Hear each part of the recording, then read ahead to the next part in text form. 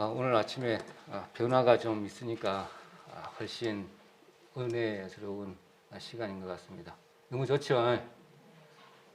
찬양대가 있는 것 같은 그런 기분이 좀 들었습니다. 그래서 저도 예전에는 예전이 아니지만 얼마 안 되지만 찬양대 대원이었었는데 근데 갑자기 여기에 있었나? 그런 생각도 들고 아주 오늘 공부 선택도 너무 좋고 은혜로운 시간이 되었습니다. 오늘 말씀은 충이 먹어 죽은 헤롯에 관해서 이렇게 준비를 좀 해봤습니다. 내용은 우리 맞춤 방향을 좀 정해놓고 이렇게 말씀을 듣는 것도 좋을 것 같아서 항상 서두에 이렇게 좀 방향을 좀 제시하는 편입니다. 그래서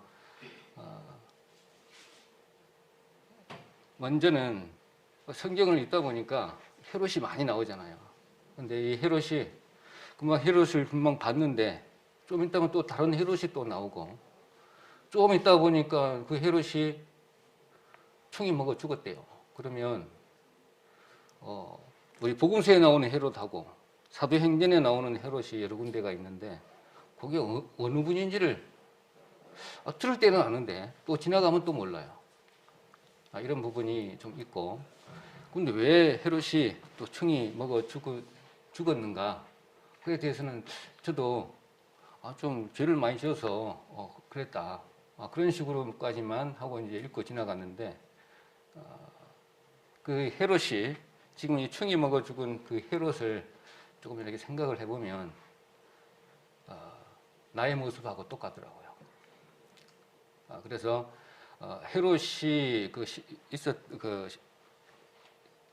당대에 있었던 그런 주변 환경 그런 부분하고 헤롯이 처했던 과거하고 이렇게 견주어 보면은 헤롯이 당했던 그런 부분이 조그만 각도를 다르게 하면 나의 모습하고 똑같은 그런 부분들 많이 발견되어져서 이것을 같이 나누고자 합니다.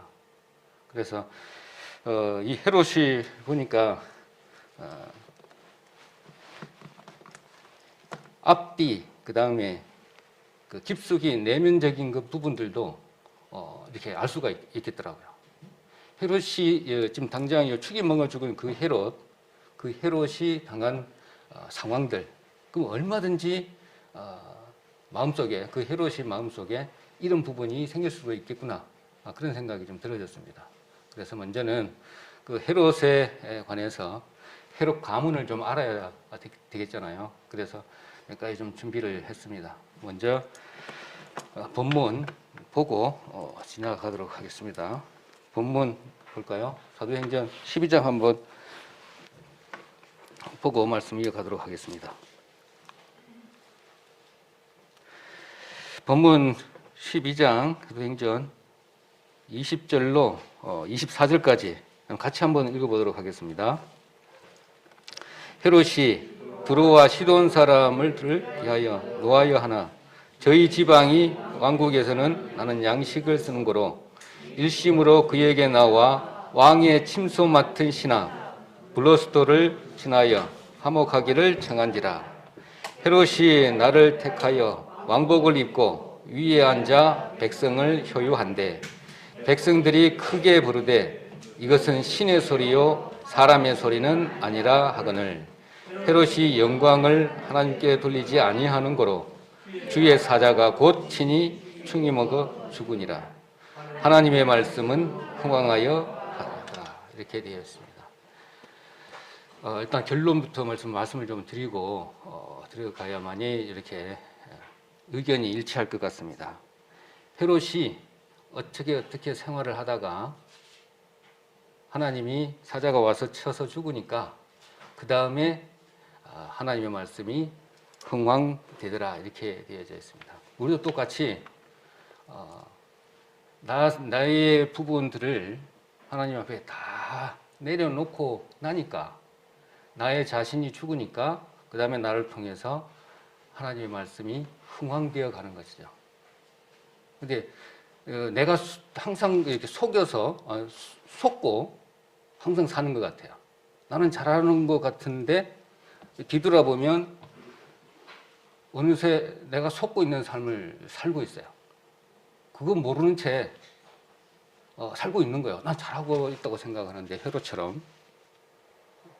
근데 그것을 일단 배경을 깔고 헤롯이 당해져 있는 그런 상황들, 나하고 뭐 어떻게 좀 연관되어지지?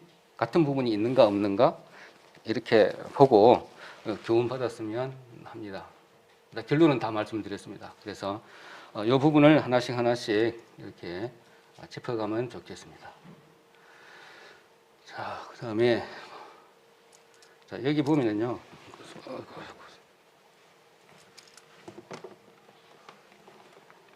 잠깐만요. 이거 하나 빼겠습니다. 자, 여기 헤롯 가문이 지금 이렇게 쭉 적혀져 있는데요. 제일 위에 안티파테르 1세. 안티파테르 1세 이분이 헤롯 가문의 정치적으로 입지가 아주 세웠던 사람이죠. 헤롯 집안의 유대인이 아닌 이두메아 사람입니다. 그러니까는 좀 출신 성분이 좀 안 좋아요. 구약의 에돔 족속, 그러니까 BC 한 6세기에 바벨론 그 느부갓네살 왕에게 멸명한 뒤에 세력이 약화됐잖아요. 그래 사막 밑에 있는 그 세력이 그 밑에 있던 그 아바티안 그에게 밀려서 네게부 쪽으로 쭉 이렇게 축소해 올라온 지방입니다.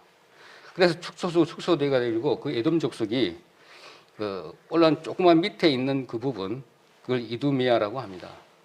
그렇게 축소가 되어 있었어요. 그러니까 이 사람은 그 이두메아 사람, 안티파테르 이렇게 기록을 하고 있는데 여기서부터 이제 헤롯 가문이 이제 시작이 되는 것이죠. 그래 그 밑에 보면 아까 지금 잘 보이는지 모르겠는데 잘 안 보이죠? 제가 말씀을 드리면 아바티안 밑에 그 나라의 공주하고 결혼을 합니다. 그러니까 아바티안 밑에 정치 세력을 등에 업고 그 안티파테르 1세가 이제 가기를 시작하는 거죠. 그래서 그 안티파테르의 그 자녀들을 낳았는데 파사엘, 헤롯 대왕, 우리가 이야기하는 헤롯 대왕, 그다음에 살로메 세 사람을 낳는데 파사엘은 자기에서 죽어요. 그리고 중심적인 부분만 이렇게 짚고 가면은 헤롯 대왕이 이제 가운데 있는데 헤롯 대왕의 중심으로 해서 이렇게 말씀을 좀 드리면 됩니다. 그래서 이 헤롯 대왕은 성경에 잠시 조금 나와요. 예수님이 태어날 당시에 영아를 죽었던 상국 그 부분만 나와요. 다른 부분에는 안 나옵니다. 이 헤롯이라고 생각하면 안 된다 이 말이죠. 성경을 읽으면서 그렇게 하면 되겠고, 그 정치 세력을 읽고 그 헤롯 대왕, 지금 여기 헤롯 대왕이라고 계속 지칭을 할게요. 그 헤롯 대왕이 오로지 정치적으로 전략적인 결혼을 10번이나 합니다. 오로지 정치적인 목적으로 결혼을 했죠. 첫 번째 부인이 도리스, 예루살렘 어느 아주 명문가인가 봐요. 명문가 출신의 여자하고 도리스라는 한걸 결혼을 해서 안티파테르 2세를 낳습니다. 그러는데 이 결혼하고 나니까 정치적으로 야욕이 생기니까 미리암 여기 뭡니까? 하스모니안 왕가 출신이 좀 꺼림직한 거예요. 자기는 계속 그게 아킬레스건이에요. 이게 출신이 좋은 부인으로 이렇게 결혼하기 위해서 첫 번째 도리스 부인을 쫓아내버립니다. 그러고 난 뒤에 마리암네도 있고 빌립을 낳았지만 쭉 뒤에 네 번째 말타케 부인은 사마리아 출신입니다. 사마리아 출신인데 아들 낳았는데 아켈레오하고 안디바를 낳았습니다. 지금 이렇게 빨갛게 해놓은 부분 위주로 이렇게 보시면 되겠죠. 그래서 아켈레오는 아켈레오 안디바. 우리 많이 들어봤지만 아켈레오는 잠깐만 여기 한번 다시 돌아보도록 하겠습니다. 아켈레오하고 그다음에 안디바하고 그다음에 클레오파트라 그 부인으로 낳은 빌립하고 우리가 분봉왕 이전에 먼저 아셔야 될 것이 아켈레오에게는 분봉왕보다도 그 나라에 반을 주는 그런 형식의 큰 왕, 그러니까 버금왕이라고 지칭을 해서 당시에 그 황제가 지칭을 해서 줬어요. 그리고 나머지 안디바하고 빌립은 이제 4분의 1, 4분의 1을 이렇게 나누어서 분봉왕으로 우리가 알고 있죠. 그래서 여기 보면 여기 사마리아, 유다, 이두메아. 다 어디 가버리고 없네. 어디 가버렸어.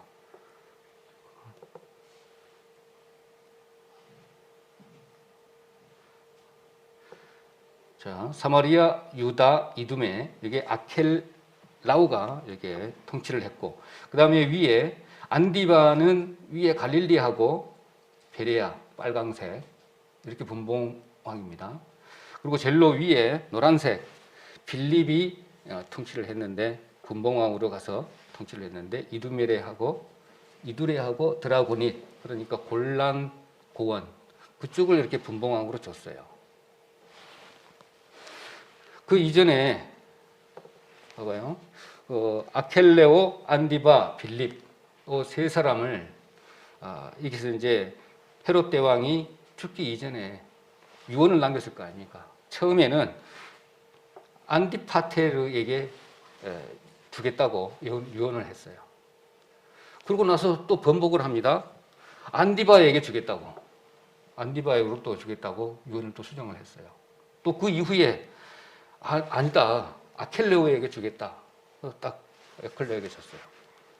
그러고 나고 보니까 헤롯 대왕이 정치적인 암투가 너무 비상하고 서로 얼마나 암투가 심했겠어요. 왕을 하기 위해서. 도리스하고 안티파테르의 오늘 제거를 해버렸어요. 그러고 나서 그다음에 헤롯 대왕은 또 미리암네 이거는 또 암투로 인해서 모리아구로 인해서 죽게끔 만들어 버렸죠. 그것도 다 죽었어요. 알렉산더 아리스토블루스 마리암네 자기 부인, 자기 아들, 딸을 다 죽여버리는 거예요.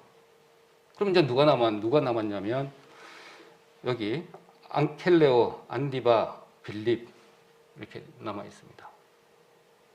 이게 콩가루 집안이에요, 완전히. 그리고 아켈레오가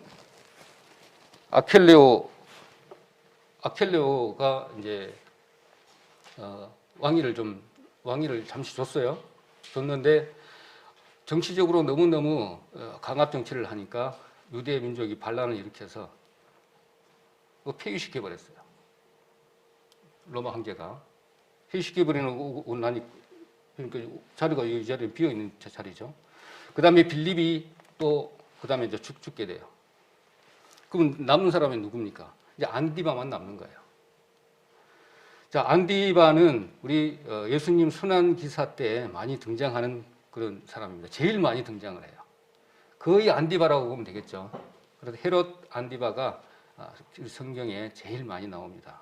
성경에 같이 나오는 안디바, 헤롯 안디바라고 보면 되겠죠. 그러고 나니까 그 밑에 헤로디아 있죠. 헤로디아. 아그리파 옆에 헤로디아 있습니다. 뭐 잘 주목을 해주시면 아까 마리암네 아들 아리스토블루 그 다음에 아리스토블루스 아들이 아그리파 1세입니다.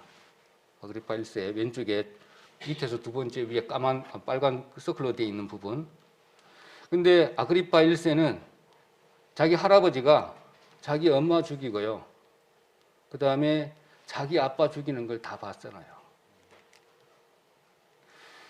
그러니까 이거 다 죽여버리고 나니까 이 아들이 손자가 둘이 아리스토블루하고 아그리파 1세를 로마에다가 유학을 보냅니다. 그거는 우리가 잘 알고 계시죠. 그 당시의 문화는 로마에서 타국의 지배국을 초청을 받아서 그걸 로마화 시켜가지고 그걸 다시 보냅니다. 그래가지고 우리 로마의 정치적이나 문화적인 부분들을 다 흡수하고 전파하기 위해서 그런 제도가 있었습니다. 그러니까 어떻게 보면 얼마든지 그렇게 될 수가 있는 것이 아주 어렸을 때 갔죠. 그래서 이제 로마 사람들하고 이렇게 같이 생활을 한 거죠. 한 가정에서 하다 보면 그 다음에 이제 로마 사람들하고 친구가 될 거 아니에요. 그러니까 이 두 사람은 아리스토블로는 로마에서 계속 사는 거고 아그리파 1세는 로마 사람들하고 이제 같이 생활하고 친구가 맺어졌는데 그게 왕가 족인 거예요. 그러니까 이제 로마 황제가 그때 당시에 가이우스 칼리블라라고 하는 사람이 아그리파 1세하고 같이 생활했던 사람의 친구라고요. 그리고 이제 티베리우스라고 하는 당시에 아켈레오, 안디바, 빌립을 빨리 이게 죽고 난 이후에 다른 사람을 왕위를 이렇게 선정을 해야 되는데 선정을 안 하고 가만히 있어요. 그러다가 그 가이우스 칼리블라 그러니까 아그리파 1세 친구잖아요. 그 친구가 아그리파 1세를 카몬 해가지고 자리를 앉혀버려요. 그럼 이제 어떻게 되는 거예요? 이제 안디바가 지금 살아 있어요. 그다음에 헤로디아 그러니까 아그리파 1세의 여동생이잖아요. 여동생이 가만히 보고 있으니까 아그리파 1세 나도 왕이 할 수 있을 것 같잖아요. 그러니까 로마 황제에게 나도 왕 좀 달라. 이런 경우가 생기고 그 이전에 헤로디아는 가운데 마리암 2 이렇게 돼 있는데 2세하고 결혼을 해서 빌립을 낳은 상태예요. 그리고 여기에서 헤로디아하고 마리암네하고 사이에 우리가 잘 알고 있는 딸 살로메라고 하는 딸이 있었죠. 그런데 정치적인 야욕과 본인의 그 욕심으로 인해서 이혼하고 안디바하고 결혼한 사람이 헤로디아죠. 다 정치적인 목적이에요. 욕심과 정치적인 목적으로 안디바하고 결혼을 딱 하니까 그때 요한이 책망을 했죠. 그래서 헤로디아 사건으로 인해서 요한이 목이 잘리는 사건이 안디바입니다. 헤로디아하고. 이것들을 갖다가 아그리빠는 다 보고 있었겠죠. 소식을 다 듣고 있었단 말이죠. 그러니까 이제 아무도 없어요. 이제 다 죽어버리고. 그러니까 아켈라오가 제일 먼저 로마 황제가 프랑스에 있는 지금 현재 프랑스에 있는 골 지방으로 귀향을 보내버립니다. 그때 이후에 헤로디아하고 안디바가 자기도 왕권 달라. 왜 그 아그리빠에게만 주느냐고 하니까 아그리빠가 자기 친구인데 그렇게 할 수 없다. 그래서 누구들도 마찬가지로 골지방으로 귀양 보내버리겠다 해서 3명 다 지금의 골지방 프랑스 지방이라고 그러네요. 거기도 아직까지 유대 왕묘가 있다고 하네요. 아주 그렇게 콩가루 집안인 것이 헤롯 가문입니다. 그러고 나니까 빌립은 어때요? 빌립은 그 살로메하고 또 결혼을 합니다. 그러니까 삼촌끼리 결혼을 하고 그러니까 근친 상관부터 시작해가지고 이게 뭐 복잡합니다. 한 평면으로 그리기에는 이게 너무너무 힘들어요. 그런 상황에 그 가계도가 되겠습니다. 그러다 보니까 얼마나 이게 할아버지가 할아버지로 보이지도 않고요. 아버지가 아버지로 보이지도 않고 오로지 권력 싸움입니다. 권력 싸움. 지금 오늘 본문 읽은 부분이 가운데 사도행전 12장 22절로 벌레에 먹혀 죽은 헤롯이라고 적어놨는데 그게 아그리파 1세입니다. 아그리파 1세. 그리고 이제 사도행전 저 끝부분에 23장, 24장, 25장에 나오는 그런 부분, 사도 바울이 이렇게 변명할 때 나오는 그 헤롯은 아그리파 2세입니다. 25장 나오죠. 26장, 25장. 그렇게 정리를 해주시면 되겠죠. 그러면 이제 첫째로 한번 정리를 한번 하게 된다면, 예수님 탄생 기사에만 나오는 헤롯 대왕. 헤롯 대왕은 그냥 분봉왕과 이렇게 구분하기 위해서 대왕이라고 부른 거니까 헤롯 대왕으로 알고 아버지라고 보면 되겠죠. 잠시만 나오는 것이죠. 마태복음 2장에만 잠시 나오는 것이 헤롯 대왕이다. 그 다음에 오른쪽에 세 사람은 아켈라오가 빨리 폐위되고 나니까 이 자리가 이제 총독이 와서 이게 대신 관할을 해서 통치를 했죠. 그게 이제 우리가 잘 아는 그 본디오 빌라도가 왔던 이 자리가 이 자리입니다. 자, 그 다음에 이제 안디바, 빌립, 이 세 사람이 나누어서 분봉왕, 제일로 2분의 1을 담당했던 아켈레오, 요거 일찍 폐위되고 본디오 빌라도가 와서 통치한 부분. 그 다음에 안디바는 가운데 갈릴리 지방하고 밑에 지방하고 이렇게 나누어서 분봉을 했고, 그 다음에 빌립은 이쪽에 골란 고원 쪽에 여기 분봉왕으로 해서 통치를 했고, 이렇게 기록하면 되겠고요. 그 다음에 세 번째로는 밑에 사도행전에서 나오는 아그리파 1세가 오늘 본문에 나온 부분인데, 야고보를 살해하고 그 다음에 베드로를 옥에 가두고 한 그 사건들은 전부 다 아그리파 1세입니다. 아그리파 1세. 그렇게 보시면 됩니다. 자, 이런 상황 아래서 또 한 가지 더, 이 아그리파 1세가 요 본문의 내용으로 지금 봤을 때 그 상황은 이런 겁니다. 아까 본문에 보면 두로 시돈 지방이 있었어요. 권력 다 차지했어요. 권력에게 예루살렘 오기 이전까지는 있었어도 아주 개망나인처럼 생활을 했대요. 그래가지고 카몬해서 이제 권력을 딱 잡다 보니까 얼마나 의기투합하고 뭐 있는 거 없는 거 다 했을 겁니다. 복수심에서도 그렇게 했을 것 같아요. 할아버지부터 시작해서. 그 다음에 권력이 또 얼마나 참혹한 것인지도 알았을 것이고. 그러니까 딱 보니까는 이제 정치적으로 봤을 때 끓이 것인 것이 하나도 없어. 다 죽어버렸고, 다 폐기됐고. 그러니까 내 아니면 이제 없는 거예요. 그런 상황에서 이제는 내부적인 부분에서 예루살렘 아니면 그 헤롯 가문 안에서의는 일단 정리가 끝났어요. 그러니까 살짝 이제 바깥으로 눈을 돌리기 시작합니다. 두로와 시돈으로 이렇게 눈을 돌려서 이제는 그 힘을 과시하려고 하는 거죠. 그 내용이 지금 우리 보는 내용입니다. 왕의 침소를 맡은 신하 블라스토를 친하여 화목하기를 청하는 거예요. 쟤도 우리 식량 가가지고 하고 있는데 내한테 경계도 안 하고, 참 하여튼 정치적인 그런 부분이죠. 아부도 안 하고 이런 것이죠. 그랬을 때 이제 시돈 사람들, 그런 시돈 사람들이 그 로마 경기장이 아니고 이 상태는 로마 극장이에요. 극장. 그러니까 그리스 지방의 극장하고 로마식 극장하고는 좀 틀리잖아요. 그리스 극장은 언덕에다가 딱 반달 모양으로 딱 이렇게 해서 딱 만들고, 로마 시대 때 극장은 그게 아니죠.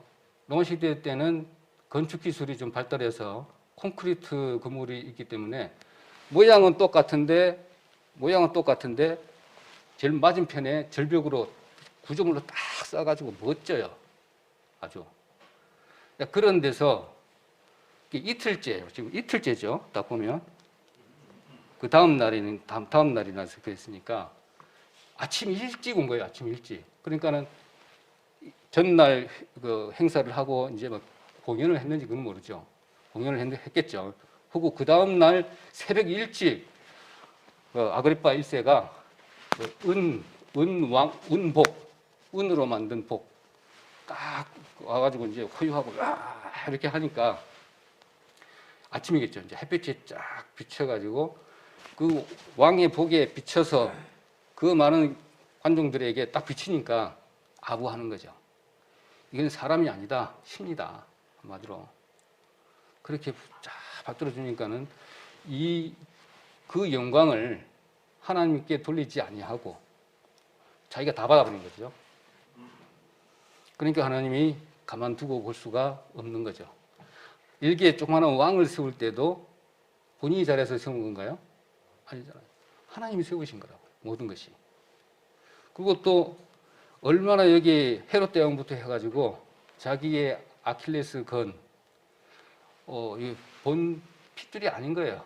그러니까는 핏줄이 좋은 여자를 부인을 택해가지고 어떻게 내 입지를 세워보려고 그런 부분 암투도 있고 그러니까 이 어마어마한 살생이 일어나고 그런 상황에서 싹 정리되고 나니까 아그리파 1세는 얼마나 의기당당했겠습니까? 그런 부분. 우리도 마찬가지잖아요. 생활하면서 알게 모르게 있고 없고를 떠나서 마음 안에 들어있는 그런 부분. 나한테는 그 무시무시하고 아니면 그 크고 광대하신 하나님이 계셔서 나 구원받았는데 나에게 뭐 이런 위안 안 그러면 이런 것이 많이 있어요. 뭐 기아에 허덕이고 이런 부분들도 많이 있는데 나는 다이어트 한다고 그러고 이게 안 맞는 거예요. 어떻게 보면 하나님 말씀하고 전혀 안 맞으죠. 배고픈 사람들, 하는 사람들은 다 이렇게 도와주라고 이렇게 말씀을 하셨는데 반면에 나는 먹는 거는 걱정 없어. 그러는데 다이어트하고 뭐 다른 부분으로 하면서 기아의 문제를 내가 연구를 하고 이렇게 한다. 이거 안 맞는 것이죠. 이것들이 이제 예로 그걸 들었지만은 그것들이 우리 신앙생활에 엄청난 장애로 와요. 그래서 갈라디아서 2장 20절처럼 하나님 앞에 있는 그대로를 하나님 앞에 내놔야 돼요.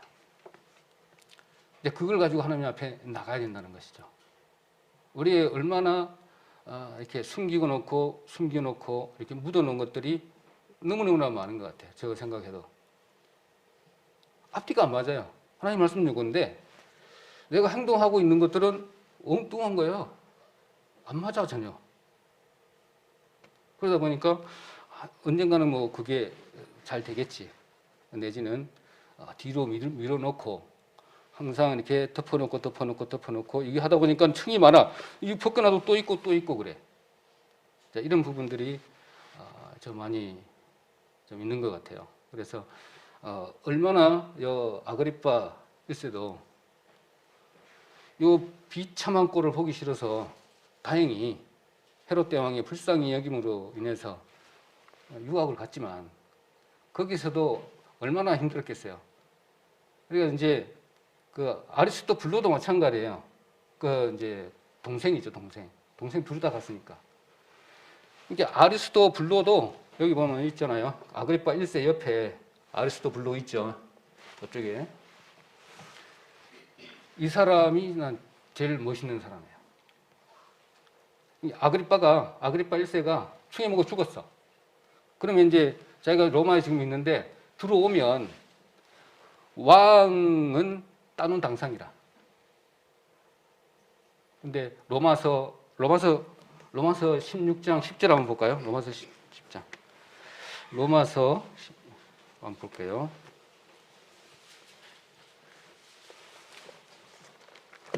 로마서 16장 10절. 그 이름이 나옵니다. 자, 로마서 16장 10절 그리스도 안에서 인정함을 받은 아벨레에게 문안하라. 아리스토블로의 건속에게 문안하라. 이렇게 되어 있습니다. 사도 바울이 지금 여기 제자들에게 문안하라 했을 때는 로마에 있을 때 아리스토블루가 유학 갔을 때 복음을 들었겠죠. 예수님을 택할 것인가? 내 여기 예루살렘에 와가지고 왕을 택할 것인가? 두 개 딱 이렇게 저울질한 것이죠. 그렇지만 아리스토블루는 그 왕의 그 싸움판, 이게 완전히 콩가루 집안에 들어가서 할 것이 아니라 하나님의 말씀을 쫓는 제자로서의 삶을 살겠다고 이렇게 선택을 해서 로마에 남아있는 사람이 아리스토블루입니다. 이것처럼 우리는 항상 두 가지를 선택했을 때, 선택의 기로에 섰을 때 X, O, NO 두 개는 중간은 없더라고요. 이걸 택하는 거 아니면 이걸 택해야 돼요. 그러니까 10가지 중에 신앙생활에 있어서 반 이상만 똑바르게 이렇게 선택을 한다면 하나님 것, 또 진리의 편, 아니면 의의 편에 선택을 하게 된다면 우리 이렇게 어두운 부분, 내면에 깔려 있는 비닐들, 그것도 안 쌓일 것 같아요. 그거 싹 걷어버리고 하나님 앞에 있는 그대로를 포장하는 거 없이 있는 그대로를 하나님 앞에 나가서 아뢰고 있는 그대로를 가지고 이렇게 달라고 떼쓰는 게 아니라 떼쓰지 않아도 하나님이 아시잖아요. 그렇기 때문에 있는 그대로를 아뢰면 하나님께서 가부간에 판단을 해서 우리에게 합당한 것으로 이렇게 주실 줄로 이렇게 믿습니다. 그렇게 생각되시나요? 갑자기 그런 생각이 들어져요. 떼를 쓴다고 하나님께서 주실까? 또 어느 때는 꼭 그런 건 아니지만 또 소리 높여서 달려갈 때도 있어요.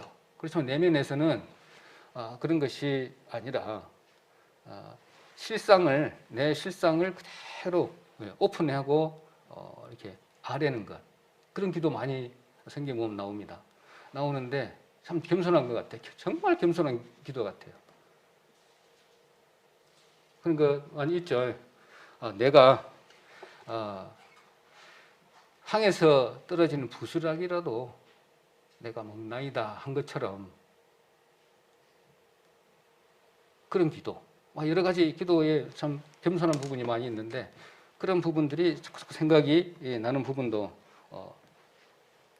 혼자서 얼마나 고민을 많이 했을까, 자충우돌 했을 것이고 방탕해서 다녔던 그런 부분도 있었을 것이고 이런 과정에서 하여튼 아그리파 1세의 그 삶이 짧게 이렇게 왕을 했지만 하나님 앞에 이렇게 영광을 돌리지 않으므로 충이 먹여서 죽었다.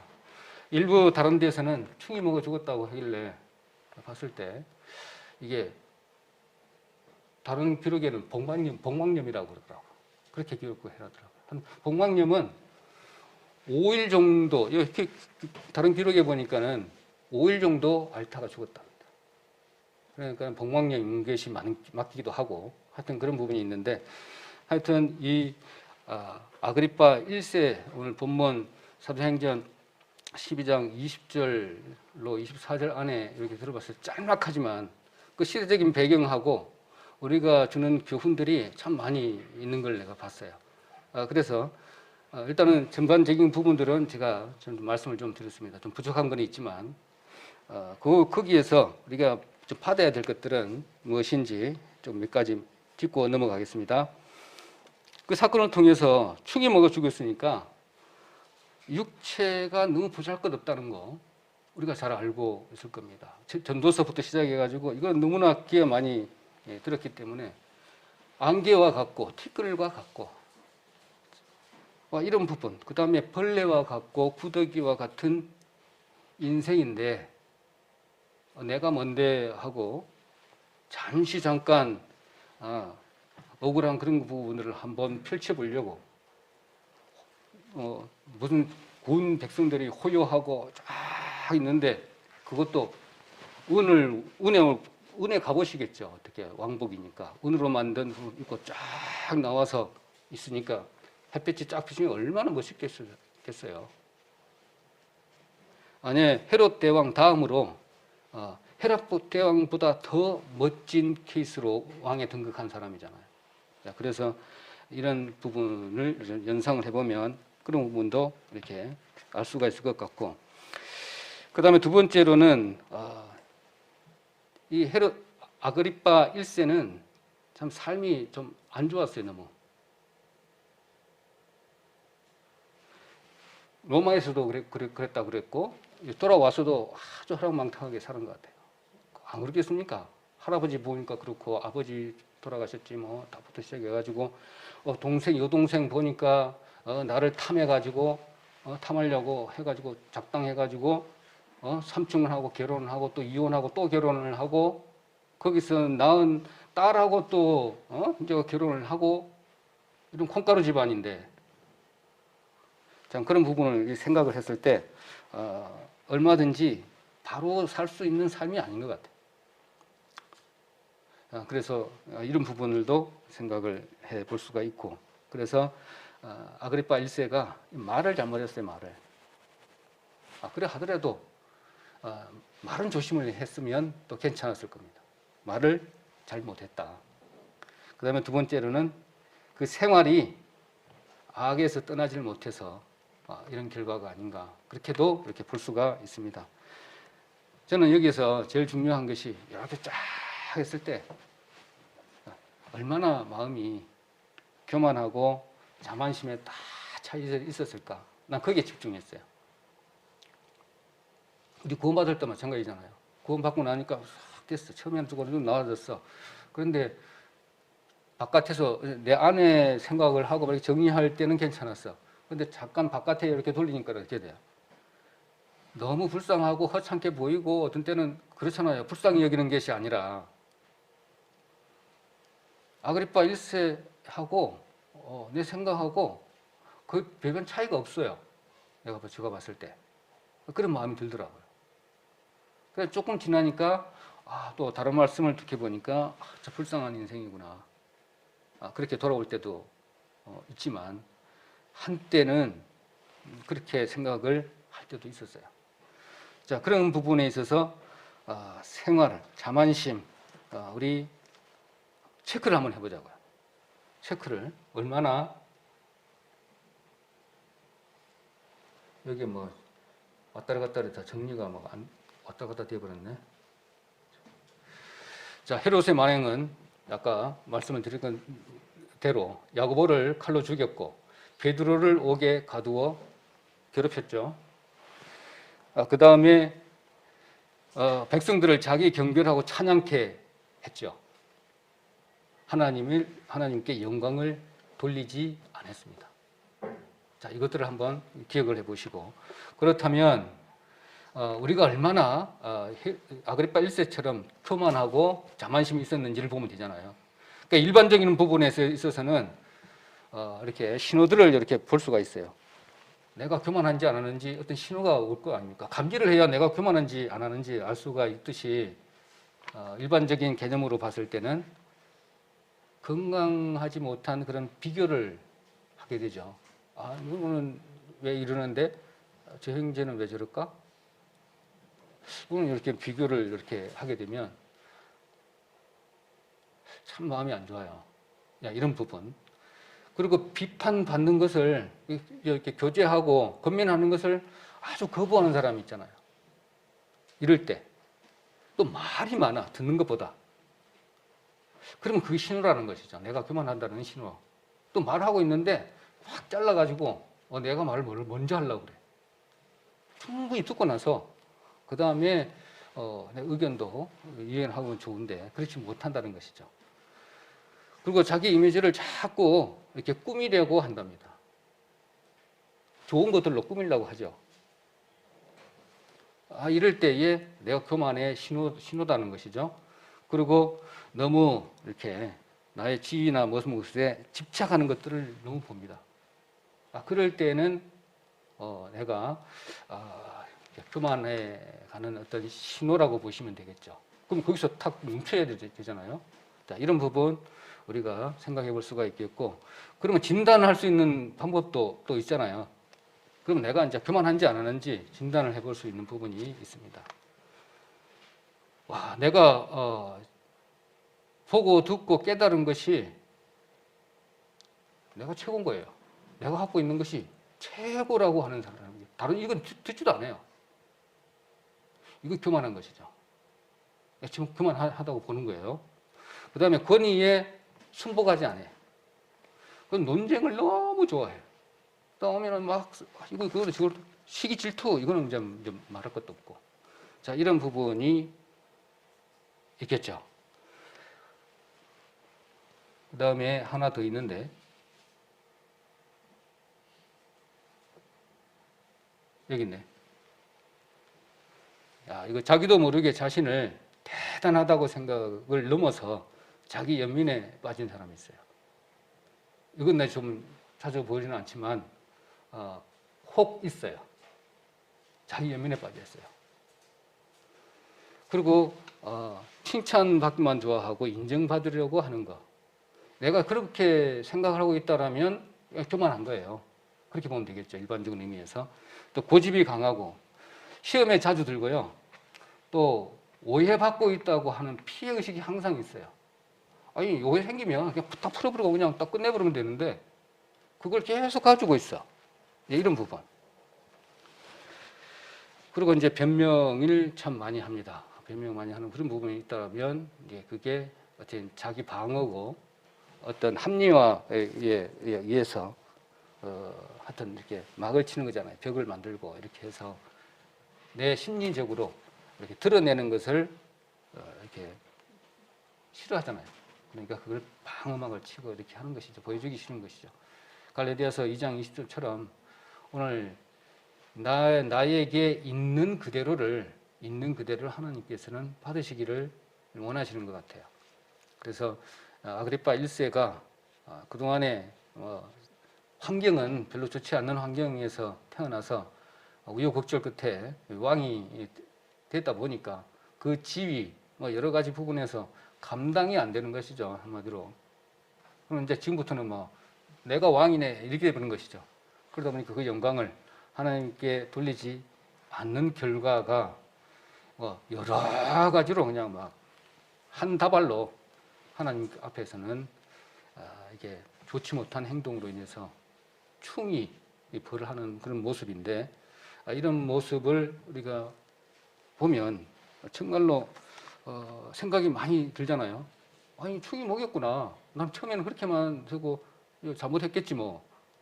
그렇게 하고만 넘어갔는데 이렇게 헤롯 왕가의 어떤 이렇게 흐름들을 여기 보니까 정말로 힘든 상황, 그런 부분 있어서는 안 될 그런 부분이 너무너무나 이게 보여지더라고요. 그러고 보니까 그것만이 아니라 내 안에도 그런 것이 많네? 이렇게 되는 것이죠. 이렇게 봤을 때 교만한 부분이 얼마나 많은지 우리가 알 수가 있습니다. 그렇다면 성경적으로 의미의 교만은 뭘까요? 그걸 좀 우리가 보면 되겠죠. 헤롯 아그리파 1세가 교만해서 이렇게 벌레 충에 먹었으니까, 자, 출애굽기 5장 2절 한번 보겠습니다. 출애굽기 5장 2절 그냥 메모만 해주시고 좀 보시기 바랍니다. 시간이 이렇게 많이 갈 수가 있을 거니까 제가 읽어드리도록 하겠습니다. 첫 번째로는 성경적 의미의 교만입니다. 성경적 의미의 교만이 우리가 잘 알고 있는 말씀이기도 하지만 한번 기록해서 보시면 좋겠습니다. 첫 번째로는 내 것이 아닌데 내 것으로 생각하는 겁니다. 출애굽기 5장 2절에 보면 바로가 이르되 여호와가 누구이기에 내가 그의 목소리를 듣고 이스라엘을 보내겠느냐? 나는 여호와를 알지 못하니 이스라엘을 보내지 아니하리라. 이스라엘 민족이 자기 겁니까? 이렇게 바로가 행했던 겁니다. 내 것이 아닌데 내 것으로 생각하는 것이 아주 교만한 것이죠. 그 다음에 둘째 아들은 우리가 잘 알고 있듯이 하나님 없이 살 수 있다는 것. 두 번째로는 하나님 없이 살 수 있다는 게 가장 교만한 것이죠. 하나님 없이 우리가 세상에 살 수 없잖아요. 허랑방탕해서 둘째 아들을 왔던 그 사건 알고 있을 겁니다. 그 둘째 아들이 내 분기 주세요. 내 세상에 가서 그 분기 가지고 내가 살랍니다. 그 분기도 자기 거 아니잖아요. 그러면서 자기 혼자 가서 살겠다는 것이죠. 자, 이런 부분. 생각이 좀 많이 드는 부분도 있습니다. 그 다음에는 하나님의 은혜를 잊고 사는 것이죠. 세 번째로는. 혹 중간중간 상황이 닥쳤을 때는 이거 잊고 삽니다. 신명기 8장 19절에 보면 은혜를 잊고 사는 것, 신명기 8장 19절 제가 읽어보도록 하겠습니다. 내가 만일 네 하나님 여호와를 잊어버리고 다른 신들을 따라 그들을 섬기며 그들에게 절하며 내가 너희에게 증거하노니 너희가 반드시 멸망할 것이라. 너무 은혜를 잊어버리고 사는 것, 이 세 번째입니다. 그 다음에 네 번째로는 교만의 극치잖아요. 스스로 높아지려는 마음입니다. 어떤 결과물을 성취했을 때, 어떤 외부적인 사회적인 어떤 지위가 높아져 있을 때, 나중에 어떤 일들을 잘 행했을 때, 이게 하나님께 영광을 돌리지 아니하고 감사의 생각 아니하고 나의 능력으로 내 마음이 높아지는 것. 이런 부분이 얼마든지 생길 수가 있잖아요. 항상 우리는 이제 이렇게 감사를 돌릴 수 있는 부분이 좀 적은 것 같아요. 저 같은 경우에도 모든 부분에 있으면 하나님께 먼저 감사를 돌려야 되는데, 그것이 잘 안 되더라고요. 그냥 넘어가. 그냥 받아버려요. 아그리파 1세처럼 다 받아버려요, 그냥. 그러고 나서 입 싹 닦아버리는 것이죠. 자, 그렇게 되면 이미 상을 다 받아버렸기 때문에 나에게는 상이 없는 것이죠. 그렇게 생각을 한다면 그런 부분들도 좀 생각을 해서 해야 되겠다, 그런 생각을 합니다. 그 다음에는 다섯 번째로 하나님의 주권을 인정하지 않고 자기 뜻대로 행해버리는 것이죠. 이거는 창세기 3장 6절에 잘 나와 있는 부분입니다. 먹지 말라고 했으면 안 먹어야 되는데 내 마음대로 범직도 하고 이렇게 생각해버리면 참 곤란한 부분들이 많이 있습니다. 항상 잣대는 요거 잣대가 딱 있는데 이걸 다 무시해버리고 가게 되면 문제가 되는 것이죠. 제가 그런 걸 많이 느낍니다. 한마디로 어디 이제 갈 때 서로 상의하고 물어보고 이렇게 가야 되는데 그렇지 않은 부분, 아니면 뭘 판단할 때도 마찬가지고, 말씀을 이렇게 보고 이해할 때도 마찬가지고 여러 가지로 많이 있는 것을 보게 되는데, 아무튼 이런 부분에 있어서 생각을 해봐야 되겠죠. 그 다음에는 하나님께서 우리 좀 이렇게 좀 하나님 앞에 좀 긴장을 해야 되고 좀 두려워해야 될 부분이 있잖아요. 큰 타이틀 네 번째로는 미물을 하나님은 심판의 도구로 사용하신다는 것이죠. 거기다가 나는 어떻게 했냐면 그게 맹장을 이렇게 탁 터뜨렸나? 그런 생각도 해봤어요. 복막염이니까. 그래서 맹장을 탁 터뜨렸나? 이런 생각도 해보고, 아니면 거기다가 이물질을 벌레를 집어넣었나 배에다가, 배를 이렇게 5일 동안 이렇게 아프다가 시름시름 하다가 죽었대요. 자, 그랬다 그러면 얼마나 아팠을까 그런 생각도 이렇게 해보는데, 그 부분 한번 볼까요? 그 이야기가 있어서 그저 아그리빠가 전 유대를 통치한 3년이랍니다. 3년. 3년인데 가이사랴에 있었던 그 극장이랍니다. 가이사랴에 있었으니까 얼마나 크겠어요. 가이사랴 우리 그림으로 많이 봤잖아요. 그 황제 축제를 열리고 그 다음에 그 영토 내에 중요한 뭐 인사들이 이렇게 참석을 해가지고 군중들이 많이 있었겠죠. 거기에서 축제일 두 번째 날, 축제일 두 번째 날에 여기에 은으로 만든 찬란한 왕복을 입고 아침 로마 극장으로 들어왔어요. 그래 아침 햇빛이 그의 은 왕복의 반사가 되고 그를 바라보는 군중들이 신비롭게 그 광채가 쫙 나니까 아첨하는 자들이 이곳저곳에서 신이요 막 이렇게 된 것이죠. 다시 한번 말씀을 드리지만 그래서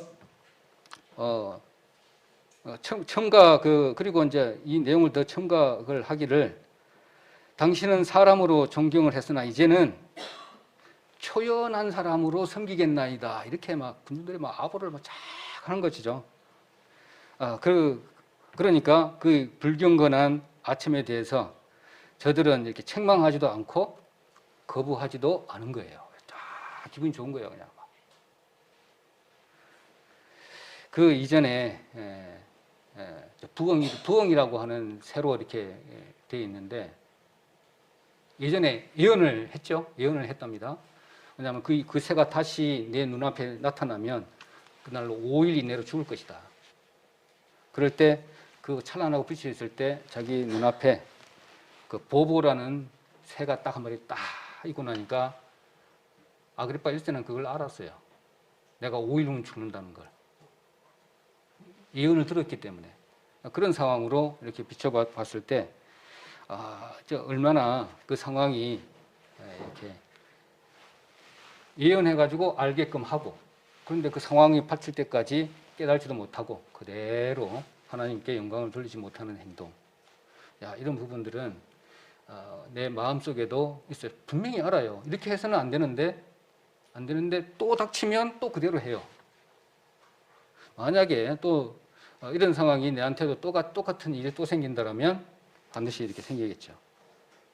거절하지 못하고 하나님께 영광 돌리지 못하고 그런 부분.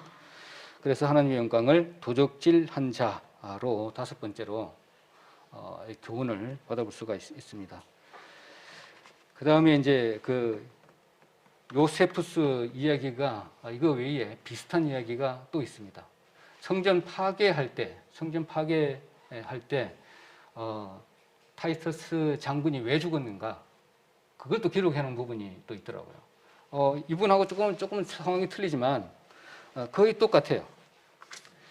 한번 말씀을 드리면 이거는 어느 성막의 그 대가이신 분이 이렇게 강의조 중에 이야기한 것인데 그분의 말씀입니다. 성막에 들어가는 기물이 약 금으로 따지면 한 500억 정도 된답니다. 대략. 그리고 성전에 들어가 있는 당시에 솔로몬 성전에 들어가 있는 붙어 있는 그 금만 하더라도 싹 모으면 대략적으로 900조가 된답니다. 어마어마한 것이죠. 그 당시에 로마에서 개선문을 지어주는 것이 그 짓는 것이 장군들의 완전 소망이잖아요. 그래서 그 조건이 있어요. 포로 몇 명, 죽인 사람 몇 명, 그 다음에 그 문을 얼마 정도 가져가면 그 개선문을 세워준다. 이것이죠. 그래서 타이터스 장군이 와가지고 얼마나 죽였습니까? 죽인 인원만 어마어마한데 9만 7천 명인가? 네. 여기 적혀 있네. AD 70년에 7월 9일 사개 군단이 약 4만 명이 와가지고요. 4만 명이 와가지고 110만 명을 죽여요. 그리고 9만 7천 명을 포로로 잡아갑니다. 그 나머지는 이제 뭐예요? 그분만 챙겨가면은 개선문을 세워주는 것이죠. 정말로 이제 멋진 딜이 아니겠습니까? 근데 멀리 갈 필요도 없어. 타이터스 딱 와서 보니까 저 성전 하나만 싹 긁어가면 되겠네.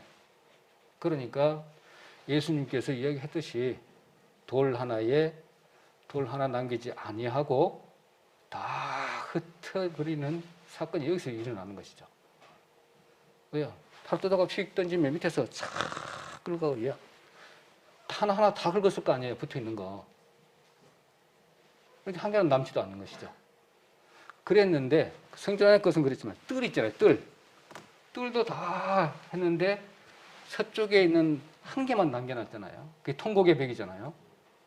성전 것이 아니라 뜰입니다, 뜰. 그러면 타이터스가 딱 봤을 때 내가 이 성전을 다 해파했는데 후대가 와가지고 타이터스 이름을 좀 날려야 되잖아요. 요거는 가만히 놔둬. 이거는 손대리지 마. 이렇게 된 거죠. 나중 후대에 와가지고 타이터스 장군이 와서 이걸 보고 이 큰 일을 해냈네. 알리기 위한 것이었죠. 그래서 이제 타이터스 장군이 이거는 그 사람의 번역을 한 내용입니다. 타이터스가 죽은 이유 그거라는 거죠. 그래서 이제 다 가지고 와가지고 이제 로마 시민 앞에서 연설을 하는 거죠. 연설을 어떻게 했느냐? 이스라엘의 하나님은 바다의 하나님이지 육지의 하나님은 아닙니다. 이렇게 된 것이죠. 홍해 바다를 건너고 요단강을 건너고 그럴 때는 다 승리를 했는데 내가 가가지고 육지에서 성전을 다 해파해가지고 다 갔는데도 꼼짝 못하던데요. 그런가 동시에 하나님 말씀이 들려서 너는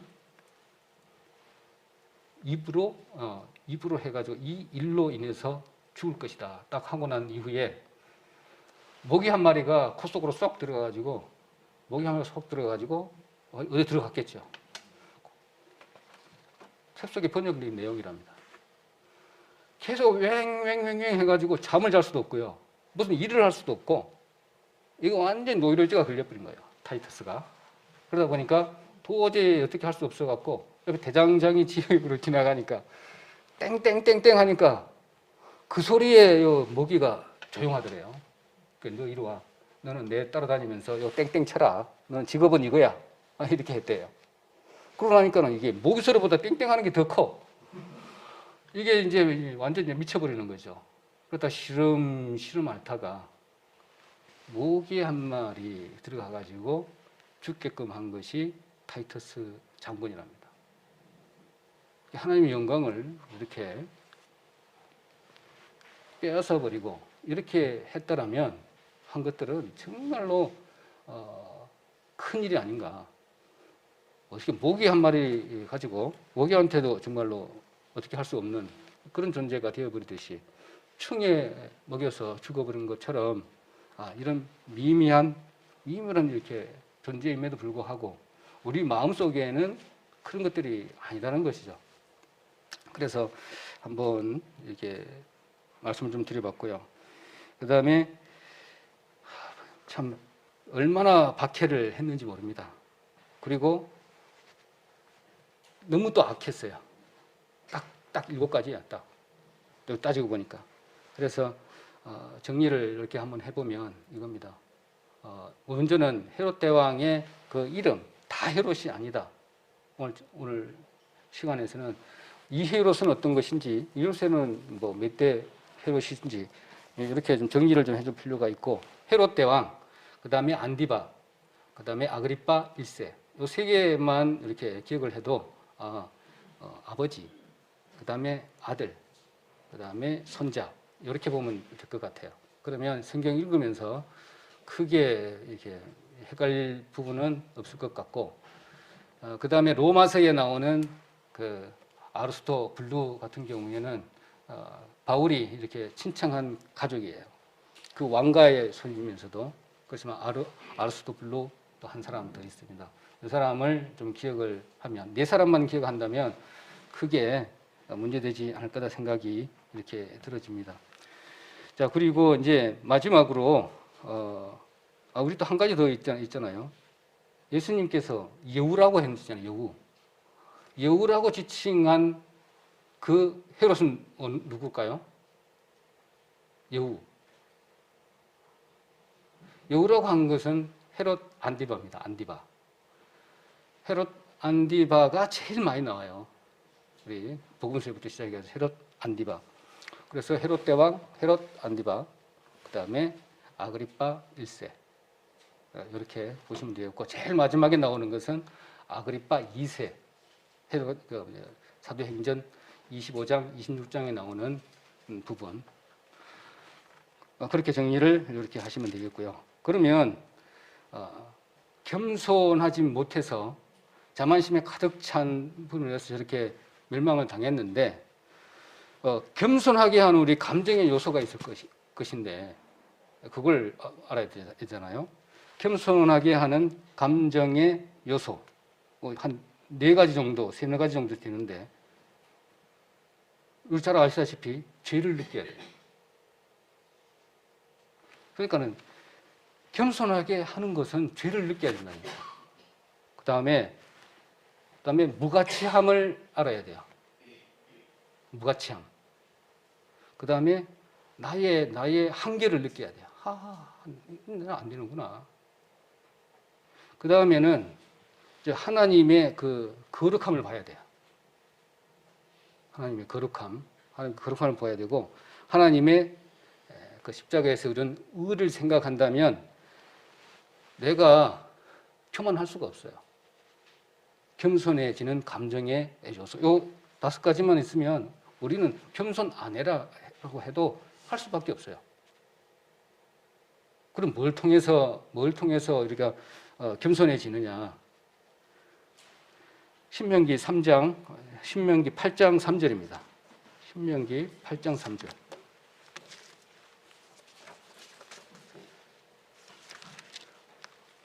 한 3가지 정도로만 우리가 알면 또 생활에 많이 또 적용이 되지 않을까, 그런 생각이 듭니다. 한마디로 신명기 8장 3절, 그냥 한마디로 두 단어로 그냥 고생입니다. 고생 한번 해보고 나면 그냥 겸손하게 돼요. 한번 읽어보겠습니다. 너를 낮추시며 너를 줄이게 하시며 또 너도 알지 못하며 내 열조도 알지 못하던 만나를 내게 먹이신 것은 사람이 떡으로만 사는 것이 아니요 여호와 입에서 나오는 모든 말씀으로 사는 줄을 너로 알게 하려 하심이니라 라고 했는데, 그 2절에도 마찬가지죠. 말씀을 받는 태도부터 시작해가지고 시험 받는 거 왜 받는 것인지 이게 다 다듬어가고, 그 내부적인 것들은 우리의 고생이죠. 고생을 한번 하고 나면 겸손해지는 것이죠. 그 다음에는 2번째로 심판이 온다. 내한테 불운이 온다고 선고를 받았을 때 너는 내일 모레 죽어야 한다든지, 너는 자꾸 이렇게 가면 이렇게 될 거야. 그 이제 선고를 들었어, 확실한 걸. 그러면 이제 그때 내가 겸손해진다는 것이죠. 선고를 들었을 때. 우리 선고 다 들었잖아요. 어떻게 될 것인지를. 그러니까 우리는 좀 겸손해지는 것이죠. 2번째로는 겸손해지는 것입니다. 이거는 그렇게 찾아보시면 되겠고, 선고를 듣는 거 역대하 12장 2절로 12절 참고하시기를 바랍니다. 이렇게 불운에 대해서 선고를 받았을 때가 내가 겸손해진다. 역대하 12장 2절로 12절의 말씀을 읽어보면 이스라엘이 얼마나 하나님 앞에 뒷길로 다 갔습니까? 너가 이렇게 하면 이렇게 심판을 내리시겠다고 하는 내용인데, 그걸 딱 듣고 나면 뭐 겸손 안 해야 안 할 수가 없는 것이죠. 그 다음에 3번째로는 예수님의 그 모범적인 부분을 본받았을 때입니다. 우리 이걸 보면 그냥 예수님 보면 그냥 깜빡 죽어버리잖아요. 예수님만 생각하고 이렇게 하면 우리 쭉 죽어집니다. 예수님만 생각하면. 마태복음 11장, 이건 한 장 찾아보겠습니다. 마태복음 11장 29절. 마태복음 11장 29절을 이거는 같이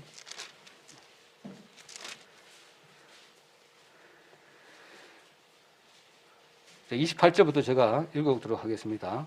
같이 보시면 되겠습니다. 수고하고 무거운 짐진 자들아 다 내게로 오라. 내가 너희를 쉬게 하리라. 나는 마음이 온유하고 겸손하니 나의 멍에를 메고 내게 배우라. 그러면 너희 마음이 쉼을 얻으리니. 참 장로의 유전으로 인해서 그 율법의 많은 것들을 이렇게 행하려면 얼마나 힘들었겠습니까? 이런 부분, 예수님께서 우리를 위해서 행해 놓으신 모든 것들을 생각을 하면 겸손하지 않을 수가 없는 것이죠. 그러면 겸손은 해도 되고 안 해도 되고 뭐 그런 것인가요?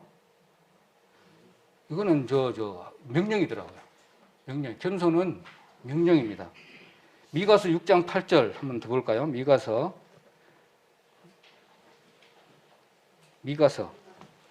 6장 8절 보니까 제가 읽도록 하겠습니다. 미가서 6장 8절.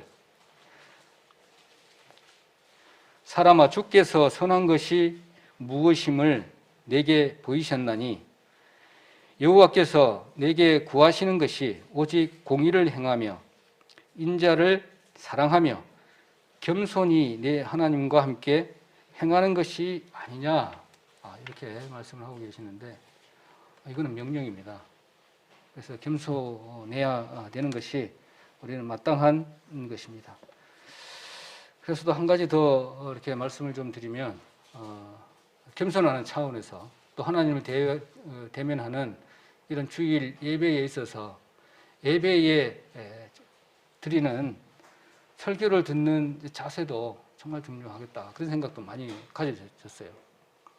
몇 가지로 이렇게 이야기를 많이 하는데 참 은혜가 됐습니다. 뭐냐면 첫 번째로는 눈으로 들어야 된대요.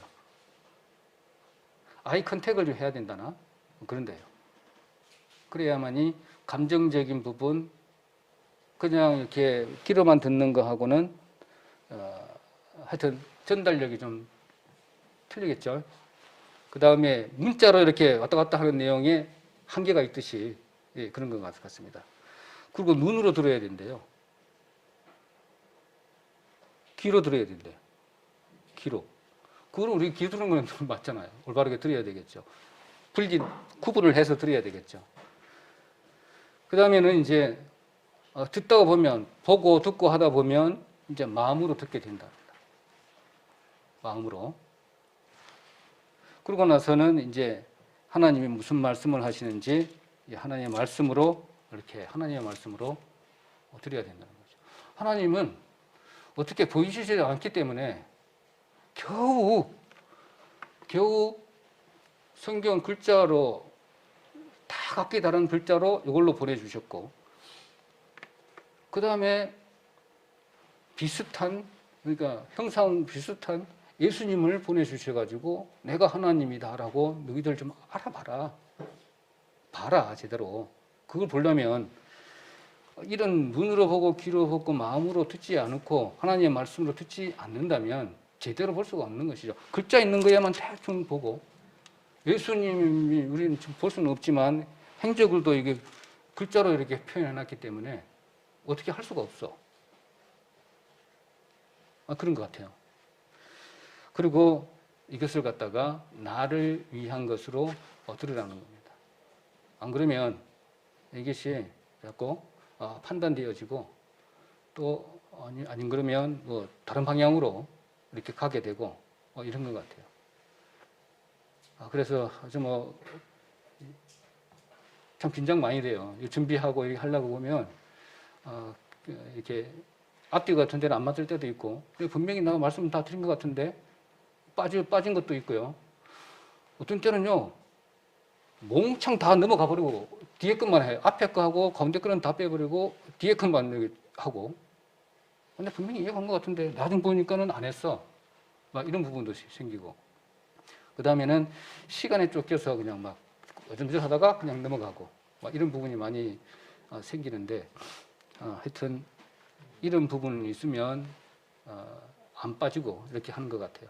그래서 방법은 설교는 자세의 방법은 이런 부분이 참 참고가 되면 좋겠다, 그런 생각을 해봅니다. 결론적으로는 핍박자 그 헤롯, 아그리파 1세 헤롯, 그 유대인들에게는 참 너무 아부를 너무 좋아했고, 그죠?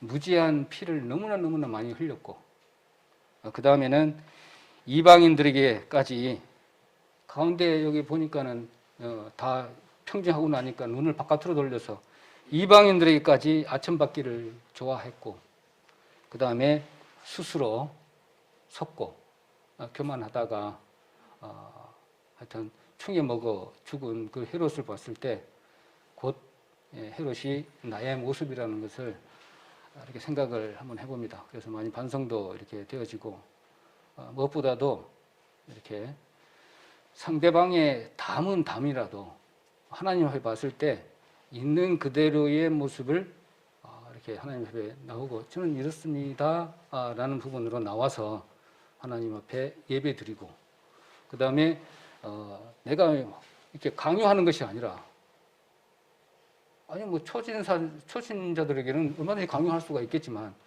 이제 지금 여기 계신 분들은 다 어느 정도 됐기 때문에 이렇게 강요하고 뭐 달라고 이런 것이 아니라 있는 그대로의 겸손한 기도를 통해서 나의 이렇게 본바탕을 이렇게 볼 수 있는 그런 시간이 되어져서 정말 깨끗한 부분으로, 교만하지 않는 그런 부분으로 이렇게 나의 부분, 이걸 죽였을 때